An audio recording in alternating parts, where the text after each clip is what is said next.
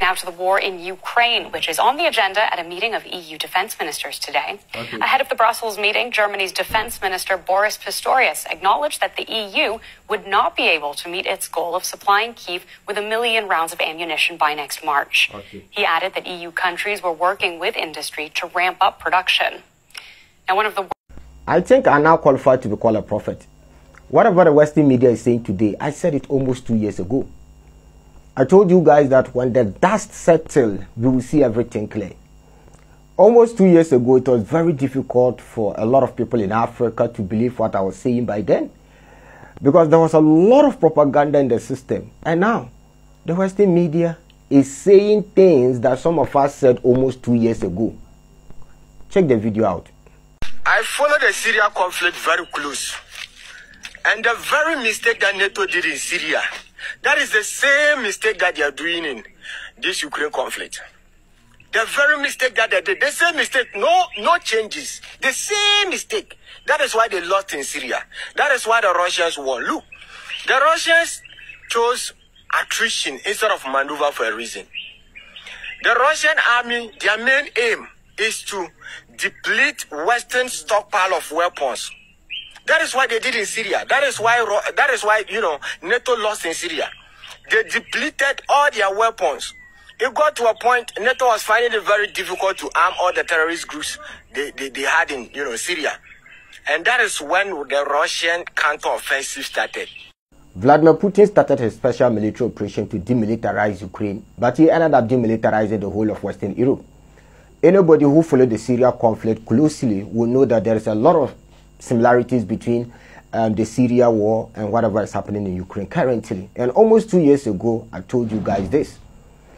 The ignorant ones who know nothing about war were asking, why is it taking Russia too long? Why is it taking Russia too long? And I kept reminding you guys that this is modern warfare. This is not Gulf War. This is not Gulf War whereby you go in and start throwing bombs. This is not First World War whereby you can just slaughter people anyhow. And I kept reminding you guys that the West will run out of weapons. And here we are. I've been consistent. And I think I qualify to be called a prophet now. So the manufacturing companies in the West are also complaining. And I remember telling you guys that there is huge difference between Russia military industrial complex and America and the West military industrial complex. Right, let's watch the video. The challenges of weapons manufacturing may have come as an unpleasant surprise for politicians who promised Ukraine 1 million rounds of ammunition by next March. It's not so that you can just drive a truck up to a defense company and just tell them how much you want and leave the same day. It's not like that. Norway's Nammo is one of the world's leading suppliers of ammunition, with 27 manufacturing facilities across a dozen countries. These steel tubes, still hot from the forging process, will become some of those coveted 155mm shells here at Nammo's Raufoss manufacturing facility. But what producers explain is that they can't fill orders they haven't received, and so the responsibility for this dramatic scale-up in output being expected doesn't start here. While the number of contracts for ammunition has increased, that alone isn't enough to boost production to the levels that are needed. There are other obstacles hindering large-scale orders and joint procurement. For example, while NATO countries primarily use 155mm caliber guns and ammunition, there are 14 variations of these artillery shells because each country produces them with slight differences. Some industry leaders are calling for the standardization of defense products, even though these different specifications are seen as favoring manufacturers.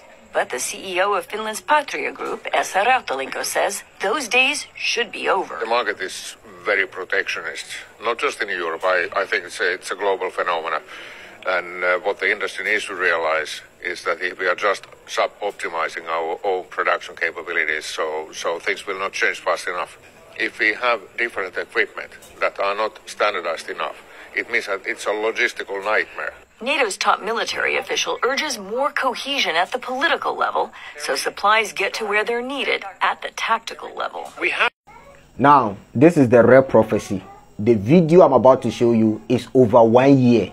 Check it out. Look, the Russians' military industrial complex is owned by the state. and they produce spare parts in advance. So, for example, if the Russians want to, assemble T-90 tanks, 50 of them in a month, they can assemble them because it's owned by the state, and they produce all the spare parts in advance. So, in times of war, they have no problem. They just assemble. That is what they do. But look at the Americans. Do you know why the Americans are running out of weapons? Because American military-industrial complex is owned by individuals.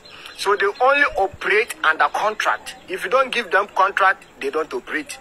So you see the difference? The Russians is owned by the state. So they produce all the spare parts in advance. Anything in terms of war, anything they want to produce, they just assemble. But with the Americans, they have to produce everything from scratch. That is why they are running out of weapons. Thank you. Hallelujah. This is Prophet Timothy. Please like the video. The video you just watched is over a year. Whatever the West is saying today, I said it a long time. And some people attacked my personality. They insulted me. I don't blame you guys. I don't blame you guys because most of you were not even following war. You guys started showing interest in war when this Russia-Ukraine war began. So you know nothing about war. I don't blame you guys. Look at what is happening today. It's kind of like a prophecy that I prophesied back in the days. So these days, majority of you are like, Timo, we don't see you again. We don't see you again. Why you don't see me again all the time is because whatever is happening today, I said it in the past. Go and watch my old videos. Go back. Go to my old videos. The videos I recorded last year. Go and check them. Most of the things happening today, I said it a long time ago. So guys, don't forget to like the video and share to family and friends. Thank you. I'll see you guys in the next episode.